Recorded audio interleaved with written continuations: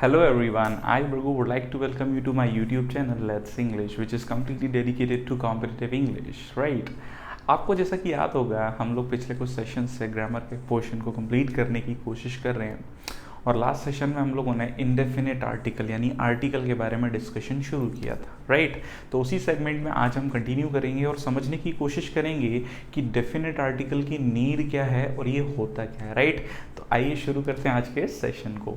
जैसे कि आप देखेंगे बोर्ड पर already word has been imprinted, definite article the.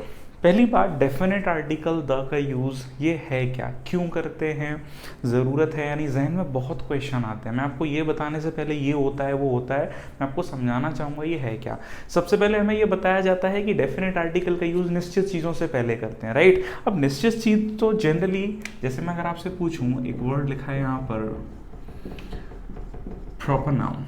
सबसे पहली बात, प्रॉपर नाउन डेफिनेट होती है या नहीं? तो बिल्कुल डेफिनेट होती है। तो क्या हर प्रॉपर नाउन से पहले द आता है? क्वेश्चन आ रहा है। तो आप बिल्कुल नहीं कहोगे the Ramesh, the Suresh, the India, क्यों नहीं कहते? डेफिनेट तो हो गए। तो पहली बात मैं आपको डे वन से बोलता आ रहा हूं, हम लोग कभी भी डेफिनेट चीज़ों से पहले द नहीं लिखते या इनडेफिनेट चीज़ों से पहले द नहीं लिखते। हम उस नाउन को कॉन्टेक्स्ट के अनुसार डेफिनेट बनाने के लिए द का यूज़ करते हैं। This is very simple and easy. आप, आई होप आपको ये बात समझ आ रही हो। मैं क्या कहना चाह रहा हूँ कि हम डेफिनेट आर्टिकल का यूज़ डेफिनेट चीज़ों से पहले नहीं करते।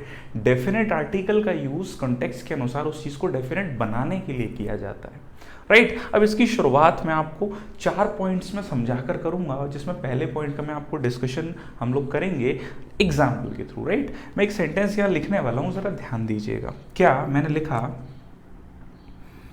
एक बचपन में एक हम लोग सेंटेंस पढ़ा करते थे, बहुत ही स्वीट एंड सिंपल एग्जाम्पल। क्या था? Kalidas is the Shakespeare of India, right? अब मैं आपसे कुछ चीज़ें पूछता हूँ, आप ज़रा आंसर कीजिएगा। इस सेंटेंस में टोटल कितने लोग हैं? तो ये बात बहुत अच्छे से समझ में आती है, यहाँ इंसान तो केवल एक ही है, दैट इज कालिदास, राइट? अब मैंने आपसे पूछा यहाँ शेक्सपियर कौन है? What Shakespeare is doing here? Shakespeare क्या काम कर रहे हैं? क्या शेक्सपियर यहाँ इंसान है? तो बिल्कुल आपको जवाब मिलता है, शेक्सपियर यहाँ इंसान नहीं है। शेक्सपियर यहाँ क्या काम कर रहे हैं? एक बिल्कुल सही जवाब, टाइटल का। और उस टाइटल को किस में से चुना गया? इंडिया। यानी हम सेंटेंस में क्या बोल रहे हैं? Kalidas is the Shakespeare of India. यानी इंडिया एक ग्रुप था जिसमें से किसे चुना गया? कालिदास, जो कि किस टाइटल का रिप्रेजेंटेशन कर रहे हैं? शेक्सपियर। ये शेक्सपियर क्या यहाँ इंसान है? बिल्कुल नहीं। आई होप आपको ये बात समझ आ रही हो कि प्रॉपर नाउन जब क्या काम कर रहा है? टाइटल का, तब जाकर आपने उससे पहले क्या यूज किया? द। जैसे क्लास में हम एग्जाम्पल लेते हैं, there are a lot of students, right? सबको क्रिकेट खेलना पसंद है, लेकिन एक इंसान है रवि, जो सचिन तेंदुलकर की तरह क्रिकेट खेलता है या एकदम सचिन तेंदुलकर है। तो मैं क्या कहूँगा? ध्यान दीजिएगा, Ravi is the Sachin Tendulkar of our class. Importantly ये बात समझने की, क्या कहा मैंने कि Ravi is the Sachin Tendulkar of our class. Class एक ग्रुप था, उस ग्रुप में हमने किसकी बात की? रवि की, जिसे क्या टाइटल दिया आपने? सचिन तेंदुलकर का। क्या ये बात आपको समझ आ रही है या नहीं? क्या किसी और को टाइटल दिया है? नहीं। बात समझ में आ रही है? तो जब प्रॉपर नाउन क्या काम कर रहा है? टाइटल का। यानी सिंपल सी बात, आर्टिकल द का सबसे पहला यूज किसके लिए करते हैं हम? Title representation. किस लिए किया जा रहा है?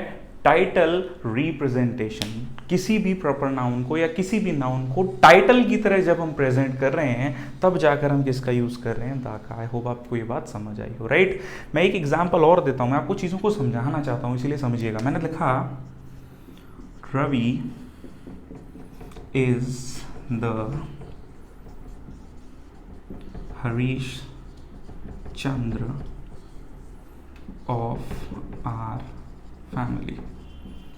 अब जरा ध्यान दीजिएगा, इन चीज़ों को प्रैक्टिकली समझते हैं। हुआ ये कि घर में बहुत लोग रह रहे हैं, एक सिचुएशन आई जहां सच बोलना नहीं था, झूठ बोलना था, लेकिन रवि ने सच बोल दिया, तो घर वालों ने उसे एक टाइटल दे दिया। क्या बोला? ये तो हमारे परिवार का हरीशचंद्र है। क्या कहा? कि रवि हमारे परिवार का हरीशचंद्र है। मेरा क्वेश्चन आपसे, क्या कोई और हरीशचंद्र है परिवार में या केवल रवि ही है? क्या कोई परिवार में और हरीशचंद्र है या केवल रवि है? तो बिल्कुल आपका जवाब आता है कि रवि को हरीशचंद्र का क्या मिल गया? टाइटल, जो कि कोई और नहीं है, इसीलिए क्या आ रहा है? The. I hope you people are getting it. अगला एग्जाम्पल मैं सीधे यहां लिखता हूं। मैंने लिखा रवि इज द हरीशचंद्र। अब जरा बताइए, सेंटेंस छोटा सा है, बहुत ध्यान से समझने की कोशिश करेंगे। रवि इज द हरीशचंद्र, सही या गलत? रवि को क्या क्या टाइटल दिया? हरीशचंद्र। लेकिन मेरा क्वेश्चन आपसे, क्या रवि ही हरीशचंद्र है या अब कोई और भी हो सकता है? इस सेंटेंस को देखिए, परिवार में किसे चुना? रवि को, यानी एक ग्रुप में से एक इंसान चुना गया जिसे क्या टाइटल दिया? हरीशचंद्र। किसी और को दिया? नहीं। Ravi is the Harishchandra. क्या कोई और हरीशचंद्र हो सकता है या नहीं? तो जवाब आना चाहिए बिल्कुल संभव है। लेकिन क्या यहां संभव है? नहीं। I hope you people are getting it. यहां हरीशचंद्र टाइटल हो गया मतलब डेफिनेट, लेकिन यहां हरीशचंद्र कोई और भी हो सकता है। इसका मतलब डेफिनेट या इनडेफिनेट? बिल्कुल। तो इस इंडेफिनेटिज्म को रिप्रेजेंट करने के लिए हम यहाँ क्या बोलेंगे? ए। समझ में आ रही है बात? रवि इज अ हरीशचंद्र, क्योंकि हरीशचंद्र कोई और भी हो सकता है। तो ध्यान दीजिए, टाइटल रिप्रेजेंटेशन हमने किया सेंटेंस के कंटेक्स्ट के अकॉर्डिंग, तब जाकर हमने किसका यूज किया? द। वो भी किससे पहले? प्रॉपर नाउन, जब वो क्या काम कर रही है? टाइटल। आई होप ये बात समझ में आई हो। अब वही एग्जाम्पल अगर हम ले लें, मैंने कहा रवि इज अ बॉय या द बॉय, तो आप कहेंगे अ बॉय, क्योंकि लड़का कोई और भी हो सकता है। वैसे ही हरीशचंद्र कोई और भी हो सकता है, इसीलिए हमने किसका यूज किया? ए का। आई होप ये बात आपको समझ आई हो, राइट? तो हमने देखा कि हम आर्टिकल द का सबसे पहला यूज क्या देख रहे हैं? Title representation. ये मैं इरेज करता हूं, बिल्कुल एग्जाम्पल ध्यान दीजिएगा और समझिएगा, राइट? अब टाइटल के अंडर, अब देखिए, अगर आपको ये बात समझ आ गई ना, अब आपको रटना नहीं है किसी भी चीज़ को किस तरह रिप्रेजेंट कराना है? टाइटल की तरह। अब देखिए, अब हम सुनते आ रहे हैं बहुत सी चीज़ें, जैसे सबसे पहले अगर मैं यहाँ लिखूँ एग्जाम्पल के पॉइंट ऑफ व्यू से, तो मैंने यहाँ लिख दिया ज्योग्राफिकल फीचर्स।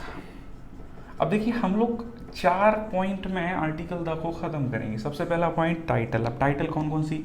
ज्योग्राफिकल फीचर्स में सबसे पहला रिवर्स, राइट? जैसे the Nile, the Ganga, the Brahmaputra, etcetera, right? The Amazon, oceans.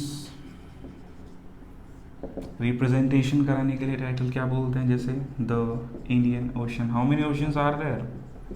बिल्कुल 5 आर द ओशंस, है ना? सदर्न ओशन कहा जाता है हम लोग the Indian ocean, the Pacific ocean,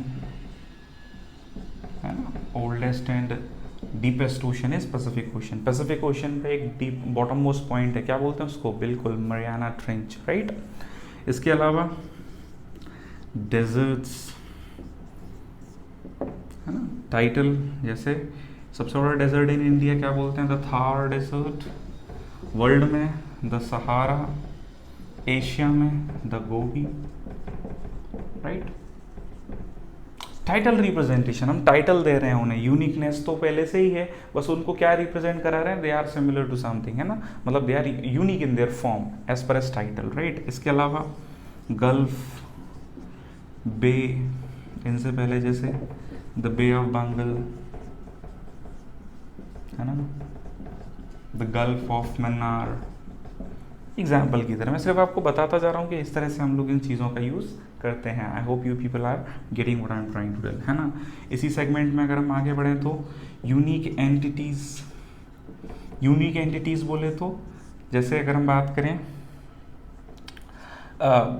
जो चीज़ यूनिवर्स में क्या रिप्रेजेंट करिए? कि एंटाइटी को, एक बोलता है ना डिविनिटी को रिप्रेजेंट करे, जैसे the sun, the moon, right? The universe, the earth, right. अच्छा, कुछ चीज़ मैं आपको यहाँ बताना चाहूँगा, ज़रा ध्यान दीजिएगा। आपने सुना होगा कुछ लोग द पढ़ते हैं, कुछ लोग दी पढ़ते हैं, प्रोनाउंसिएशन का डिफरेंस, द दी।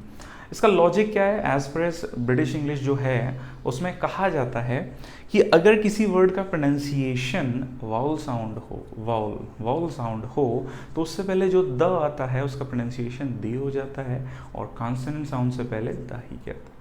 ये प्रोनाउंसिएशन का फैक्टर, राइट। तो टाइटल की तरह रिप्रेजेंटेशन आप देख पा रहे हैं। मैं वीडियो पॉज करके नोट ज़रूर कीजिएगा। आगे बढ़ता हूँ, मैं इरेज कर दूँ इसको, राइट। चीज़ों को बस समझिए। टाइटल में एग्जाम्पल्स मैंने आपको दे दिए, राइट। अब इससे पता है आपको रटने की ज़रूरत नहीं पड़ेगी, आपको सिर्फ चीज़ ध्यान रहेंगी।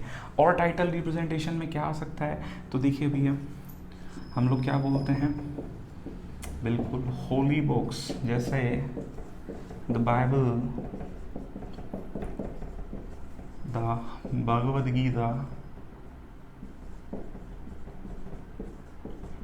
राइट, द महाभारत, एपिक, है ना, काव्य संग्रह को कहते हैं Mahabharata, right, the Ramayana, the Quran, right, etcetera. अब देखिए बात आई कि हमने इनको एक होली टाइटल दिया इसीलिए द लिखा। अब मैं आपको कुछ चीज़ समझाता हूँ सर, कि समझिएगा तो एक्सेप्शन का कोई फैक्टर ही नहीं है। मैंने आपसे पूछा, लोग इसको एक्सेप्शन बोलते हैं तो हम एक्सेप्शन मान लेते हैं, लेकिन मैं आपको समझाता हूँ। मेरा क्वेश्चन आपसे कि महाभारत को किसने लिखा, पता होगा, हु रोट द महाभारत है, तो बिल्कुल जवाब मिलता है वेद व्यास। तो मैंने बोला व्यास की महाभारत,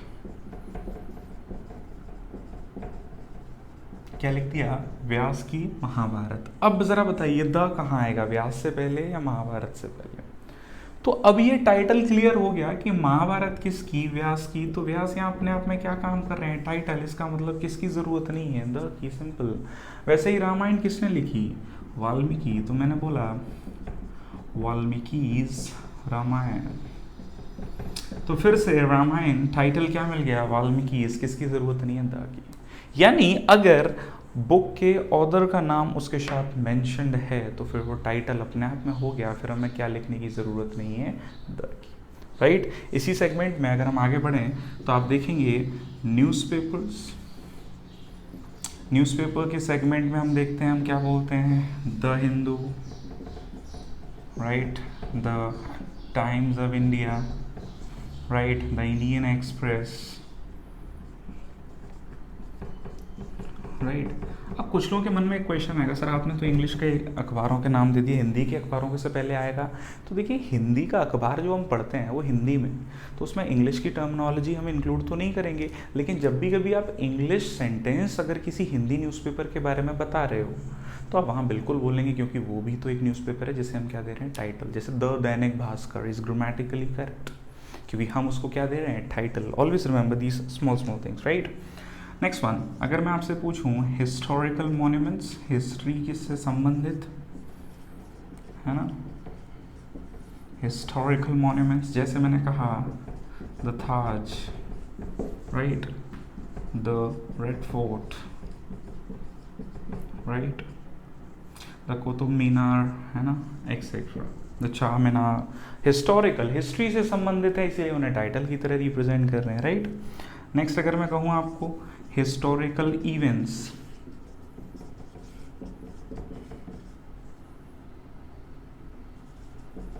अब हिस्ट्री में कोई भी घटना घटित हुई जो आज एक एग्जाम्पल बन गई है, दैट इज हिस्टोरिकल इवेंट। जैसे the world war, right, the revolt of 1857, है ना, the French revolution, the quit India movement, है ना। तो इस तरह से हिस्टोरिकल इवेंट्स जो हिस्ट्री में घटित हुए और आज क्या बन गए एग्जाम्पल, वो भी टाइटल का रिप्रेजेंटेशन देते हैं, इसलिए उनसे पहले भी क्या आ जाता है, द। छोटी छोटी चीज़ें हैं, राइट। इन छोटी छोटी चीज़ों को आप समझ पा रहे होंगे तो आई थिंक चीज़ें आपको ज़्यादा टाइम तक याद रहेंगी, राइट। एक छोटी सी बात और है, मैं शायद यहीं लिख देता हूँ, टाइटल के फॉर्म में अगर हम बात करें तो हिस्टोरिकल मॉन्यूमेंट्स हो गए, न्यूज़पेपर हो गए, होली बुक्स हो गई, है ना, हिस्टोरिकल इवेंट्स हो गए। अगर मैं आपसे कहूँ डायरेक्शंस, क्या कहा मैंने, दिशाओं के नाम, तो ये भी टाइटल को रिप्रेजेंट कर रहे हैं, right. The east, the west, the north, etcetera, right. अब यहाँ मैं आपको एक पॉइंट समझाना चाहूँगा, मैं रेस करता हूँ एग्जाम्पल में और हम उसको समझते हैं। यानी in the east, in the north, in the south हम लोग जनरली बोलते हैं, राइट। लेकिन मैंने कहा उसका घर पश्चिम की तरह मुख रखता है, तो फिर हम क्या बोलेंगे, ध्यान दीजिएगा, His house faces the west। अब बताइए क्या यहाँ वेस्ट डायरेक्शन का काम कर रहा है या उस घर का मुख बता रहा है? It's just representing the face, right. इसका मतलब ये डायरेक्शन नहीं है, और डायरेक्शन नहीं है तो टाइटल की भी ज़रूरत नहीं, सीधे क्या होगा, his house, right, his house faces west, right. इस चीज़ को थोड़ा सा ध्यान रखिए, बहुत नॉर्मल सी बात है। इसी सेगमेंट में अगर मैं आपको टाइटल का एक और एग्जांपल दूं तो आपने सुना होगा इंग्लिश में क्या होते हैं ऑर्डिनल्स। दो तरह के नंबर होते हैं, ऑर्डिनल्स और कार्डिनल्स। कार्डिनल क्या होते हैं, नॉर्मल 1 2 3 4 5 6 7 8 9 10 सो ऑन, और ऑर्डिनल्स क्या होते हैं आपके जो पोजीशन बताएं, राइट। वो भी टाइटल देते हैं, जैसे he stood first in the class, first, the second, the last, the next, right। अब यहाँ भी कुछ चीज़ें ध्यान रखना, जैसे मैंने बोला था फर्स्ट इनिंग्स, तो फर्स्ट वहाँ क्या काम कर रहा था, एडजेक्टिव का। द सेकेंड इनिंग वो भी वहाँ क्या काम कर रहा है, एडजेक्टिव का। अब मैंने एक सेंटेंस लिखा, ध्यान दीजिएगा, मैंने बोला बहुत छोटी सी बात है लेकिन समझने लायक है। First of all title representation है, बिल्कुल नहीं है, द हट गया। दूसरा मैंने बोला you have to pay him first, बताइए द फर्स्ट होगा, तो फिर से यहाँ भी क्या हुआ, टाइटल रिप्रेजेंटेशन नहीं है, इसलिए हमने क्या यूज़ नहीं किया, द का। तो चीज़ों को बस समझना है। I will meet you next Monday, right, तो नेक्स्ट मंडे, लास्ट संडे, तो ये टाइटल नहीं है, और टाइटल नहीं है तो हम किसका यूज़ नहीं कर रहे, द का। तो छोटी छोटी चीज़ें हैं जो आपको बस ध्यान रखनी है इस पॉइंट पर। इरेज करता हूँ और एक बहुत अच्छा कॉन्सेप्ट आपको समझाता हूँ टाइटल में, राइट। टाइटल या मैं जिसे कहूँ, अब हम रैंकिंग की बात करेंगे, पोजीशन की बात करेंगे, right.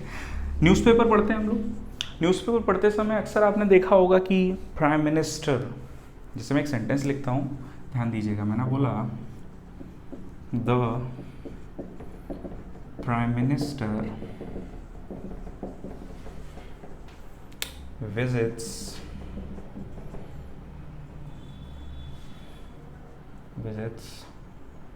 Gujarat next week, right। मैंने क्या लिखा, The Prime Minister visits Gujarat next week। अब ज़रा बताइए हमने प्राइम मिनिस्टर से पहले द का यूज़ क्यों किया है? पहला क्वेश्चन, प्राइम मिनिस्टर कोई व्यक्ति है या पोस्ट है? प्राइम मिनिस्टर कोई व्यक्ति है या पोस्ट है? तो बिल्कुल प्राइम मिनिस्टर तो एक पोस्ट है, लेकिन अगर मैं आपसे पूछूं आगे क्या लिखा है, विजिट, तो विजिट कौन करेगा, पोस्ट या इंसान? Are you getting what I am trying to tell? यानी कहने का मतलब विजिट कौन करेगा, प्राइम मिनिस्टर पोस्ट या प्राइम मिनिस्टर इंसान? तो यहाँ विजिट कौन कर रहा है, प्राइम मिनिस्टर इंसान, तो उस इंसान को रिप्रेजेंट करने के लिए किसका यूज़ किया, द। फिर से यहाँ द क्या बन गया, टाइटल। अब अगर मैं कहूँ, ज़रा ध्यान दीजिएगा, मैंने बोला the prime minister Shri Narendra Modi visits Gujarat next week. अब ज़रा बताइएगा, तो सीधी सी लॉजिकल बात, प्राइम मिनिस्टर कौन? श्री नरेंद्र मोदी। व्यक्ति आ गया, इसका मतलब विजिट कौन करेगा? श्री नरेंद्र मोदी। इसका मतलब अब टाइटल खुद अपने आप में वहाँ मौजूद है, वो इंसान खुद मौजूद है, यानी अब हमें किसकी ज़रूरत नहीं है? द की। और यही तरह के इस तरह के सेंटेंस आपको न्यूज़पेपर में देखने मिलते हैं कि पोस्ट आती है, फिर वो व्यक्ति का विवरण जब दे दिया तो क्या लिखने की ज़रूरत नहीं है? द की, राइट। आपको याद होगा मैंने एक बात आपको बताई थी, क्वालिफाइंग समथिंग। मैंने इस सेंटेंस को थोड़ा और अच्छे से लिखा। मैंने लिखा श्री नरेंद्र मोदी, खामा prime minister visits China next week। जवाब आना चाहिए। अब ज़रा बताएं, तो ध्यान दीजिए, श्री नरेंद्र मोदी तो यहाँ सब्जेक्ट हो गए, और प्राइम मिनिस्टर यहाँ क्या काम कर रहे हैं? एट्रीब्यूट, या मैं कहूँ नाउन इन एपोजिशन। एपोजिशन मतलब पास में रखना, और ये प्राइम मिनिस्टर किसको ही क्वालिफाई कर रहे हैं? श्री नरेंद्र मोदी। इसका मतलब एट्रीब्यूट होने की वजह से यहाँ क्या आ जाएगा? द। अब इसका मतलब ये नहीं है प्राइम मिनिस्टर है इसीलिए। अगर कोई छोटी भी पोस्ट होती, वो भी एट्रीब्यूट का काम करती, तो आप उससे पहले टाइटल के लिए क्या लिखते? द। जैसे मैंने कहा Mohan the typist. I hope you people are getting it, right. तो सीधी बात है, हम द का यूज़ कब कर रहे हैं? जब हमें क्या बताना है उस व्यक्ति को। जब व्यक्ति मौजूद है तो नहीं लिखना, लेकिन जब वो पोस्ट क्या काम करे? एट्रीब्यूट का, फिर भले ही व्यक्ति मौजूद है, हम उससे पहले क्या लिख रहे हैं? द, क्योंकि हमें उस चीज़ को एट्रीब्यूट यानी क्वालिफाई कर रहे हैं, राइट। आगे बढ़ते हैं, इरेज करता हूँ मैं इसको। चीज़ें समझते चलिए, उतना आसान होगा, राइट। अब ज़रा एक सेंटेंस आता है आपके सामने और आप जवाब देंगे कि वो सही है या गलत है, राइट। मैंने लिखा we elected Rajiv, we elected Rajiv as captain of our team. ध्यान दीजिए क्या लिखा हुआ है यहाँ पर, we elected Rajiv as captain of our team. अब जरा ध्यान दीजिए, मैं आपका विशेष ध्यान ले जाना चाहूंगा इन चीजों पर। वी इलेक्टेड, किसे इलेक्ट किया? राजीव को। क्या इलेक्ट किया? कैप्टन। अब जरा बताइए क्या ये इसका एट्रीब्यूट है? बिल्कुल यही गलती मत कर दीजिएगा, एट्रीब्यूट नहीं है ये, राइट। ये आपने उसके बारे में बताया क्या पॉइंट? पहले तो यहाँ क्या गलत है? एज। अगर ये एट्रीब्यूट होता तो किससे सेपरेट होता? कॉमा। लेकिन कॉमा यहाँ हम नहीं लिखेंगे, इसीलिए आपको यहाँ क्या लिखने की जरूरत नहीं है? The, right. क्योंकि जब व्यक्ति आ गया तो पोस्ट से पहले क्या नहीं आएगा? द, सीधी बात। आई होप आपको ये बात समझ में आ रही है चीजें, राइट। मैंने लिखा वी इलेक्टेड या वी मेड हिम। अब बताइए केवल क्या लिखेंगे? President of our society. Comma से सेपरेट नहीं है। अब देखिए फिर से यहाँ व्यक्ति आ गया तो क्या लिखने की जरूरत नहीं है? द की। लेकिन कॉमा से जब हम सेपरेट करते हैं चीजों को, देखिए ये ऑब्जेक्टिव कॉम्प्लीमेंट हो गया। These are working as complement, they are not attribute, they are complement, right. तुरंत बाद आ रहे हैं बिना पर्टिकुलर कॉमा को सेपरेट किए हुए। मैं पहचान आपको बता रहा हूँ जिससे आपको ये चीज़ें समझ में आए, राइट। आगे बढ़ते हैं। तो देखिए टाइटल रिप्रेजेंटेशन में इतनी सारी चीज़ें हैं जो हमें ध्यान रखनी है। मेन मुद्दा केवल एक ही है, टाइटल। टाइटल का जस्टिफिकेशन जहां भी आप देंगे तब हम किसका यूज करेंगे? द का, राइट। अब आती है सेकेंड इंपॉर्टेंट बात, ध्यान दीजिए क्या लिखा हुआ है, सब लोग पढ़ेंगे। Group representation. क्या लिखा है? Group representation. अब अगर किसी नाउन को हम लोग ऐसा ग्रुप रिप्रेजेंट करा रहे हैं तब हम किसका यूज करें? द का। जैसे इसके अंदर हम सबसे पहला एग्जांपल लेते हैं ऑर्गेनाइजेशंस का, राइट। ऑर्गेनाइजेशंस का एग्जांपल लें तो मैंने कहा जैसे the RBI, the FBI, right, the CBI, etc. Right. Group representation में दूसरा नाम आता है फेडरेशंस का। फेडरेशंस बोले तो संघ, यानी ऐसे देश जो किसी ग्रुप को रिप्रेजेंट करें या किसी संघ को, उन्हीं से पहले क्या उस ग्रुप को रिप्रेजेंट करने दा आता है, जैसे the USA, the Netherlands, group of islands की वजह से बोलते हैं, right, the West Indies, right, group of islands है, द USSR, रशिया का पुराना नाम, द UAE, राइट, एक्सेट्रा। इसी कैटेगरी में हम आइलैंड से ज़्यादा किसकी बात करें, देखिए मैंने यहाँ लिख ही दिया वैसे, आइलैंड ग्रुप्स यानी द्वीप समूह को रिप्रेजेंट करने हैं। जैसे यहाँ हम एग्जाम्पल इसका ले रहे हैं, West Indies, right, the Bahamas, right, the Indonesia. Group representation के लिए हम लोग किसका यूज कर रहे हैं, द का। लॉजिक्स क्लियर होने चाहिए, है ना। नेशनैलिटीज, राइट, राष्ट्रीयता, ग्रुप रिप्रेजेंटेशन, जैसे the Indians, the British, the French, right, group representation का पॉइंट है। वहीं इंडिया में कुछ रिलीजियस ग्रुप्स मिलते हैं आपको, तो वो भी ग्रुप रिप्रेजेंटेशन करेंगे, रिलीजियस ग्रुप्स, राइट, जैसे the Hindus, right, the Muslims,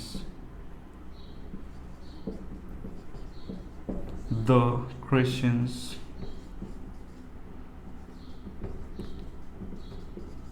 etcetera.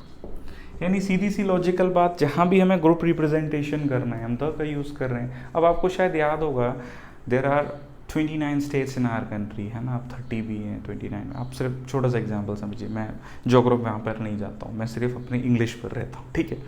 तो किसी राज्य के नाम से पहले दा आता है क्या, ज़रा फटाफट बताइए। मैंने ऐसे एग्जाम्पल बोला है, Lucknow is the capital of Uttar Pradesh. क्या लखनऊ से पहले दा आया, नहीं आया, क्योंकि वो अपने आप में डेफिनेट है।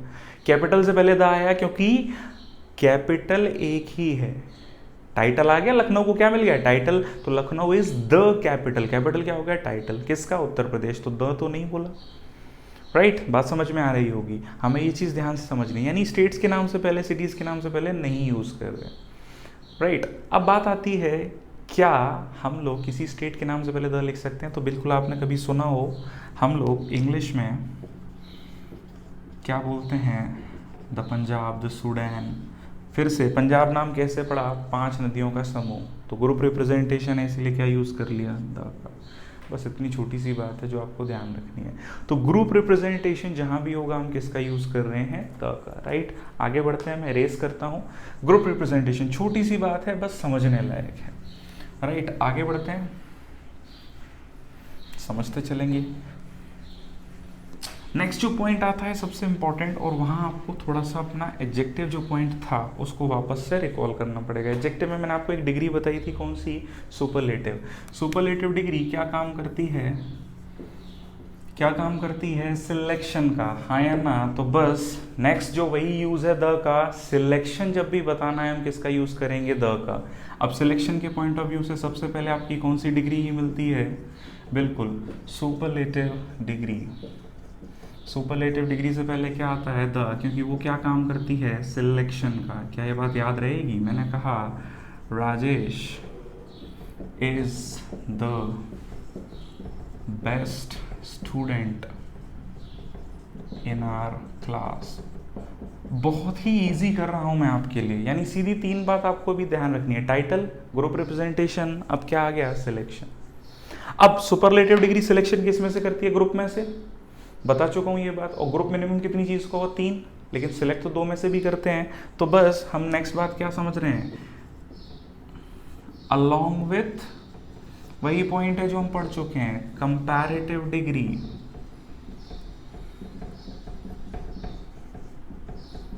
Right, when we do the selection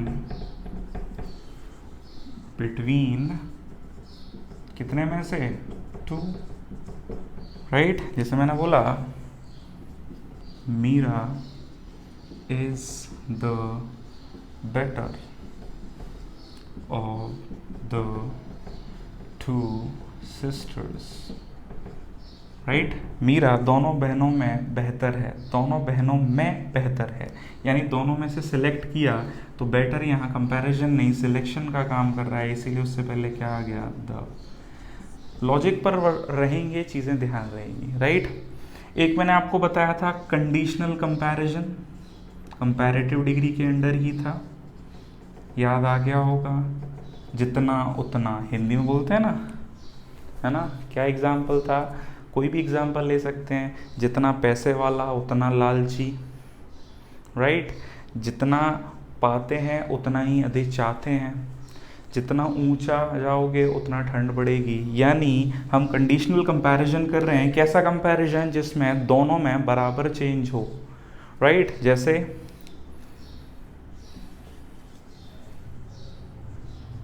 the more you study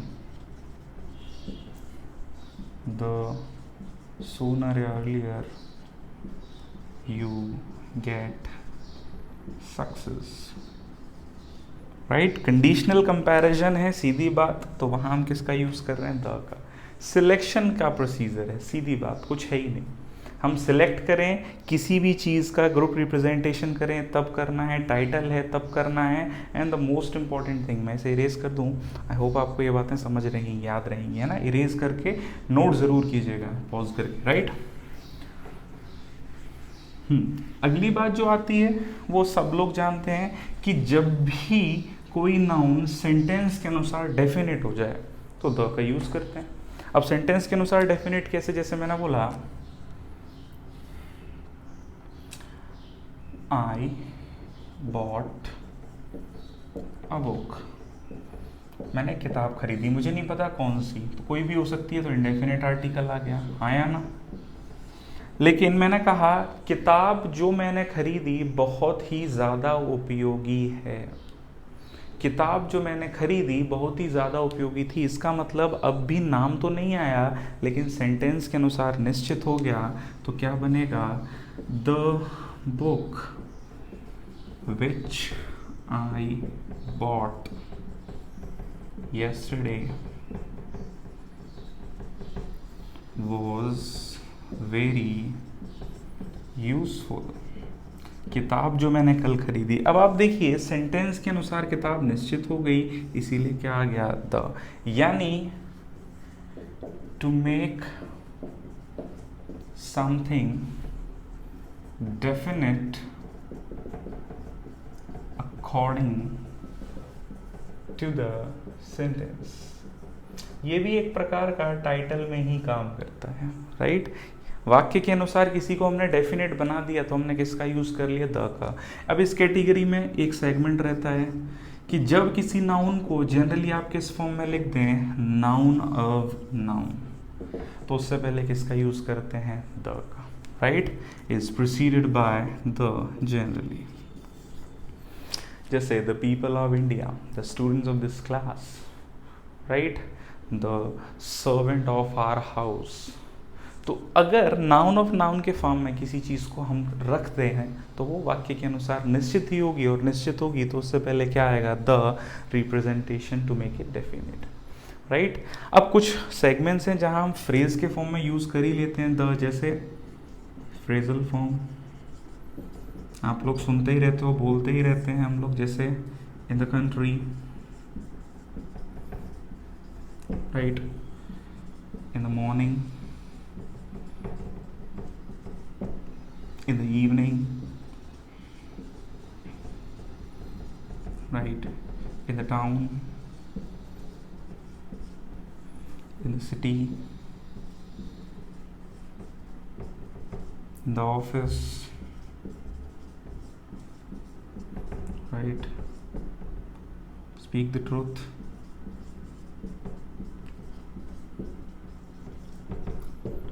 right, इस तरह से ध्यान रखिएगा इन चीज़ों को। स्पीक द ट्रूथ हो गया, in the town, in the city, in the office, right, तो हम इस तरह से यूज़ करेंगे। ध्यान रखिए फ्रेजल फॉर्म में, है ना, हम लोग बोलचाल में यूज़ करते हैं, है ना। बाय द वे सुना होगा आपने, by the way, phrasal form में इस तरह से आप इसका यूज़ करेंगे। तो ध्यान रखने वाली बात कि हमें द मोस्ट इम्पॉर्टेंट थिंग क्या ध्यान रखनी है कि यहाँ पर चीज़ों का रिप्रेजेंटेशन 4 फॉर्म में हो। किस तरह से? Title, second one selection, group representation and to make something definite according to the sentence. I hope आपको ये बातें समझ आई हों जो मैंने आपको कन्वे करने की कोशिश की। अब देखिए सर्टेन आर द कंडीशंस जहाँ आर्टिकल यूज ही नहीं होता है। क्यों नहीं होता? क्योंकि नीड ही नहीं है, और उसे ही मैं इरेज करता हूं, उसे क्या कहा गया? Omission of article. Generally the का यूज ओमिट करते हैं क्योंकि ज़्यादातर उसे ही हम लोग लिखने की कोशिश करते हैं, राइट। अच्छा, एक क्वेश्चन और अराइज होता है, या मैं भी आपको थोड़ी देर में बताता हूं। यानी अब हम क्या पढ़ने वाले हैं? Omission of article, right. Specially कौन सा आर्टिकल? ओमिशन ऑफ आर्टिकल्स में स्पेशली द का, और ए और एन का भी हम देख ही लेंगे क्योंकि वो तो हमें समझ में आ ही जाएगा। कैसे एग्जाम्पल देते हैं? मैंने लिखा the English is spoken by the English in England, right. अब जरा बताइए हम द का यूज कहाँ करें या नहीं करें? फटाफट से बताइए। तो आपको आंसर मिलता है कि सर अभी थोड़ी देर पहले हमने देखा था कि नेशनैलिटी को ग्रुप रिप्रेजेंटेशन के लिए द आ रहा था। अब जैसे ही लैंग्वेज से पहले द आया, क्या कहा मैंने? लैंग्वेज से पहले द आ गया, इसका मतलब ये द अब किसको रिप्रेजेंट करने लगा? किसको रिप्रेजेंट करने लगा? Community, right. अब द इंग्लिश का मतलब क्या होता है? अंग्रेज लोग। तो इसीलिए हम सबसे पहला पॉइंट क्या ध्यान रखें कि जब भी लैंग्वेज की बात करनी है हम एज अ नाउन, उससे पहले किसका यूज नहीं करेंगे? द का।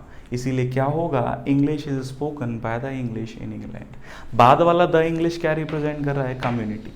आपको याद होगा, मैं आपको बता चुका हूं, किसी एडजेक्टिव को जनरली, ये नाउन में हम डिस्कस कर चुके हैं, प्लूरल नाउन बनाने से के लिए भी हम द का यूज करते हैं। The poor, the rich, the young, the ugly, the white, बता चुका हूँ ये चीज़, तो मैंने दोबारा से वहाँ मेंशन नहीं किया, राइट। तो भाषा के नाम से पहले किसका यूज नहीं करेंगे? द का। लेकिन अगर भाषा क्या काम करने लगे? बिल्कुल एडजेक्टिव का, तो सही होगा। जैसे द इंग्लिश लैंग्वेज।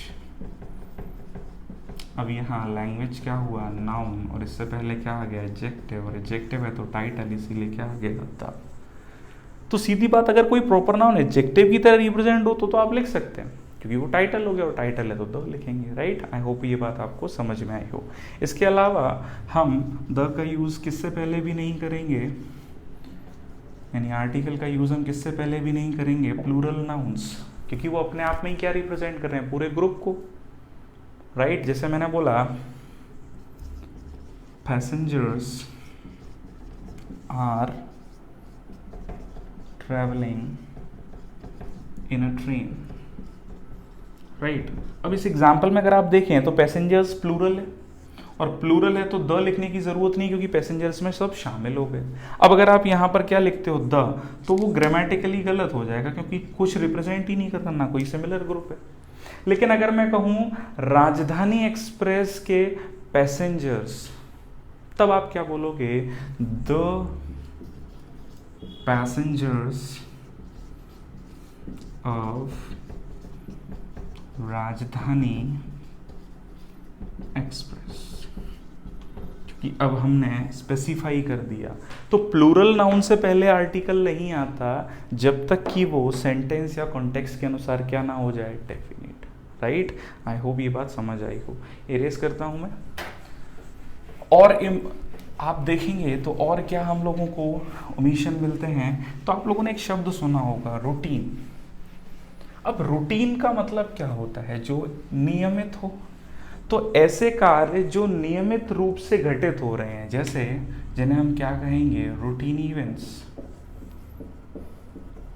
और रूटीन इवेंट्स के लिए द लिखने की ज़रूरत नहीं है। जैसे मैंने कहा I will meet you after sunset. अब सनसेट हुआ, सनराइज हुआ, ये कैसे इवेंट हैं?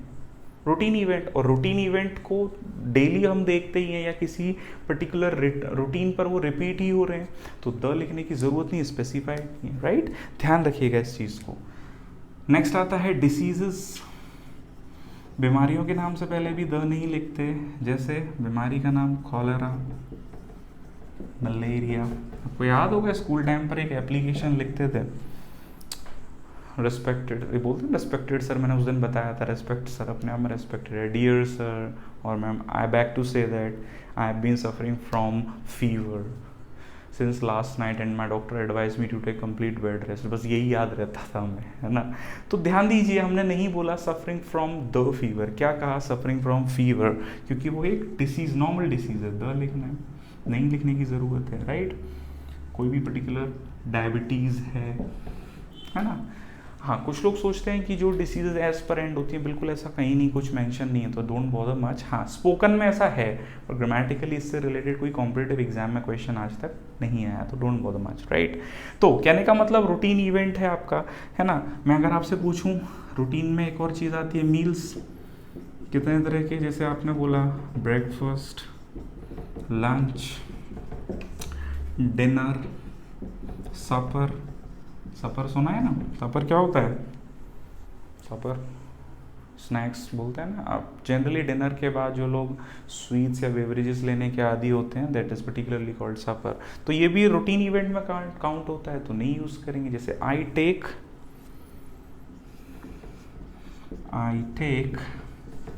लंच एट 12 PM, ठीक? लेकिन अगर इसे स्पेसिफाई कर दें, लंच जो मेरी माँ के द्वारा पकाया गया, the lunch which was prepared bye my mother, फिर तो वो सेंटेंस के अकॉर्डिंग डेफिनेट हो गया, राइट? तो इस चीज़ का तो विशेष ध्यान रखें कि सेंटेंस के अनुसार कुछ भी डेफिनेट हो जाए। The lunch which was prepared by Rajiv was delicious, right? तो सेंटेंस के अकॉर्डिंग डेफिनेट होगा, बिल्कुल करेंगे, नहीं है कोई ज़रूरत नहीं। क्या हम लोग आगे बढ़े, राइट? चलिए नेक्स्ट पॉइंट देखते हैं। अच्छा, एक क्वेश्चन अराइज होता है, आई वेंट टू, या मैं दूसरा एग्जाम्पल आपके सामने रखता हूँ, सीधे लिखता ही हूँ। मैंने लिखा Ravi goes to the school with his friends every day। पहला क्वेश्चन, स्कूल क्यों जाया जाता है? स्कूल जगह है, स्कूल जाने का उद्देश्य क्या है, पर्पस क्या है? जैसे मैंने बोला, मैंने कहा कि मैं सुबह स्कूल जाता हूँ, छोटा अच्छा बच्चा है वो बोलता है मैं सुबह रोज स्कूल जाता हूँ। क्यों जाता हूँ? पूछते हो, पर्पस क्लियर है, क्यों जाता है भैया स्कूल? पढ़ने के लिए, राइट? यानी जैसे ही हम बात करें स्कूल शब्द की, यानी इस बिल्डिंग के नाम के साथ इसका क्या फिक्स है? पर्पस। देखिए, पर्पस दो हो सकते हैं, पढ़ना और पढ़ाना, और दोनों ही पर्पस, यानी टीचर है तो पढ़ाना और स्टूडेंट है तो पढ़ना। तो कहने का मतलब, जब स्कूल का यूज उसी पर्पस के लिए यूज हो रहा है जिस पर्पस के लिए वो बनाया गया है, तो इसमें कोई विशेष बात तो है नहीं। और जब विशेष नहीं है तो किसकी जरूरत नहीं है? द की Ravi goes to school with his friends every day, खत्म बात। मैंने कहा मैं रोज सुबह 8 बजे मंदिर जाता हूँ। क्यों जाता हूँ? पूजा करने के लिए, अंडरस्टूड फैक्टर है। तो I go to temple every day, that's it. Are you getting what I am trying to tell you people, right? तो पर्पस अगर किसी प्लेस का उसी के जैसा यूज हो रहा है जिसके लिए वो बनाई गई है, तो द लिखने की जरूरत नहीं है। हाँ, लेकिन अगर मैं, जैसे मैंने कहा एक दिन मेरे फादर मुझसे मिलने स्कूल आए, तो क्या कहेंगे? One day my father came to the school to meet me logic समझने की कोशिश कीजिए, क्या है स्कूल का यूज उसी पर्पस के लिए हुआ है जिसके लिए बनाया गया है? नहीं, मीटिंग पॉइंट है, इसीलिए हमने किसका यूज किया? द का। यानी अगर मैं कहूं with places where one goes regularly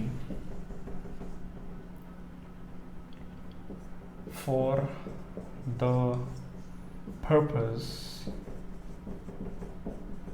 they are created, यानी उसी उद्देश्य के लिए जाए जिसके लिए वो बनाए गए हैं, हमें क्या लिखने की जरूरत नहीं है तो। लेकिन हाँ, अगर पर्पस अलग होगा बिल्कुल लिखेंगे, जैसे one day my father came to the school to meet me. Are you getting what I am trying to tell? तो आप बस चीज़ों को ध्यान से समझिए, this is what important, right? अगर मैं आपसे पूछूं, एक कहावत है, सुना होगा, ईमानदारी सबसे अच्छी पॉलिसी है। क्या बोलते हैं इंग्लिश में? ईमानदारी सबसे अच्छी पॉलिसी है। क्या कहते हैं इंग्लिश में? तो हम लोग क्या बोलते हैं? Honesty is the best policy. तो बेस्ट से पहले द क्यों आया? क्योंकि सिलेक्शन हुआ, सब पॉलिसियों में सबसे अच्छी है, राइट? अब मैंने आपसे पूछा, क्या मैं बोल सकता हूँ the honesty is the best policy? कुछ लोग बोलेंगे sir honesty is the best policy तो कहावत है, द क्यों लिख रहे हो भाई? तो लॉजिक क्लियर होता है कि ऑनेस्टी यहाँ एक एब्स्ट्रैक्ट शब्द है जो किसी के लिए भी हो सकती है, डेफिनेट थोड़ी ना है, राइट? इसका मतलब हम एब्स्ट्रैक्ट नाउन से पहले, और साथ साथ ध्यान रखना किस नाउन से पहले भी, मटीरियल, क्योंकि मटीरियल नाउन, जो मटीरियल हम बात कर रहे हैं वो अपने आप में क्या है? उसी में सब शामिल है। फिर वही बात आएगी, सेंटेंस के अकॉर्डिंग डेफिनेट होगा, बिल्कुल कर सकते हैं, लेकिन जनरली आप नहीं करोगे। जैसे मैंने बोला this jewellery is made of gold, this jewellery is made of gold. अब वहां गोल्ड क्या है? एक मटेरियल की तरह यूज हो रहा है, लेकिन मैंने कहा कि अगर वो चीज वहां निश्चित हो जाए, मैं एग्जांपल अगर मटेरियल लाइन का देना चाहूं तो this jewellery is made of gold. अब द गोल्ड बोलने की जरूरत नहीं है, लेकिन मैंने कहा सोना जो भारत में पाया जाता है। अब देखिए आप, निश्चित हो गया तो क्या बोलेंगे? The gold which is found in India, right? निश्चित हो गया, इसीलिए क्या लिखा? The gold. वहीं मैं कहूँ the honesty of Sachin Tendulkar, तो आप देख रहे होंगे सेंटेंस के अनुसार निश्चित हो रहा है तो आ ही रहा है, राइट? वैसे लिखने की ज़रूरत नहीं है क्योंकि ये एब्स्ट्रैक्ट शब्द हैं जो कि और भी चीज़ें इंक्लूडेड हैं, कोई निश्चितता को रिप्रेजेंट नहीं कर रहे हैं। I hope this thing must be clear to all, right? Erase करूँ मैं, आगे बढ़े। तो देखिए चीज़ों को मैं आपको अब एग्जाम्पल्स में क्यों बता रहा हूँ, क्योंकि आपको एक बार समझ में आ जाए ना तो आपको बार बार वही PDF और लिखना ये करने की ज़रूरत नहीं, समझना है बस, मेन उद्देश्य है समझना। वैसे ही रिलेशंस के नाम होते हैं, उनसे पहले भी नहीं आएगा, क्या यूज नहीं कर रहे हैं? ओमिशन ही है, right? Father, mother, brother, sister नहीं बोलते। लेकिन अगर फादर टाइटल का काम करे या इस तरह बोला जाए, एक्सेप्शन जो लोग बोलते हैं, तो रिलेशन नहीं रहा तो फिर जरूरत क्या है? जैसे द फादर ऑफ बायोलॉजी, है ना? चर्च में जो देख रेख करते हैं वो फादर पोस्ट हो गई, पोस्ट हो गई तो सही है वहां भी, राइट? तो ये लॉजिक्स पर काम करना है हमें, और लॉजिक के पॉइंट ऑफ व्यू से रिलेशन बताएंगे तो नहीं लिखना है, लेकिन वो रिलेशन एज डेफिनेट यूज हो, पोस्ट तरह यूज हो तो नहीं लिखना है, खत्म बात समझ में आ रही है? कॉन्सेप्ट वही है, बस ध्यान रखने की ज़रूरत है और कुछ नहीं है, राइट? एक और छोटी सी बात है, जैसे आप लोगों ने सुना होगा, मैंने एक सेंटेंस लिखा,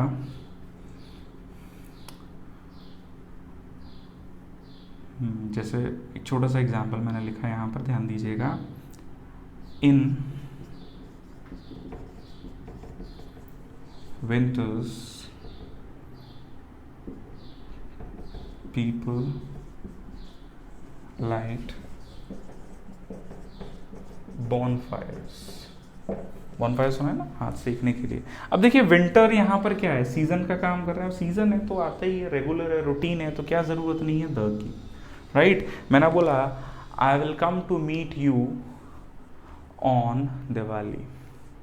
अब द दिवाली फेस्टिव की भी ज़रूरत नहीं है, राइट। सीजन हुआ, फेस्टिवल हुआ, या कोई टाइम ऑफ डे है निश्चित ही, तब भी ज़रूरत नहीं है ना।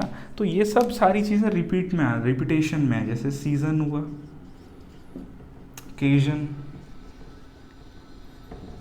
Right, time of day,